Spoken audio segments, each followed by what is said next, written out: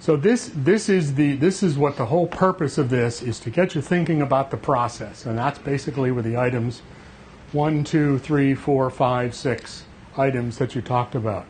There's this notion of preparation, and when I'm thinking of preparation, I'm thinking of pilots on an aircraft carrier. They're either on a mission, or what are they doing?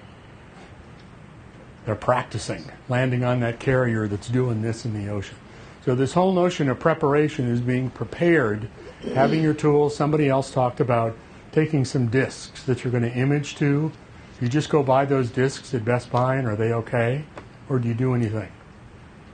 You're probably going to wipe them. So that's an act. You need to have a whole stack of disks purchased and wiped and ready to use, so that when you get that call, because what did I say earlier about time dependency? You get a call, you need to be ready. You got to go fly in the plane to Denver right away, because the information is changing as you're talking. You need to be in a position to do that. Then there's the incident response, which we talked about earlier today, that you may or may not participate in. If somebody's been broken into, they need to deal with incident response, and you as an investigator come on the heels of that and participate in that activity.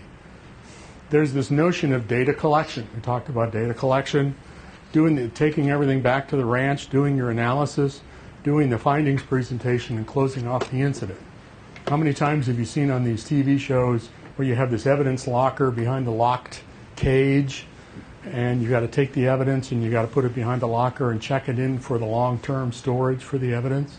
Got to deal with all of that.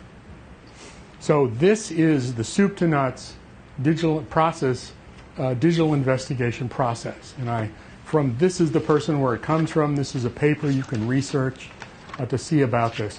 What we are doing back at CERT is we are now structuring all of our training to be hung at the right place in these processes. So that when we say this is what you do and this is when you do it, et cetera, so that when we talk to law enforcement or anybody else, we can ground them in the process as to when they do the activity. And that's very important. So each block in this preceding diagram is called a phase, and these are specifically first-tier phases.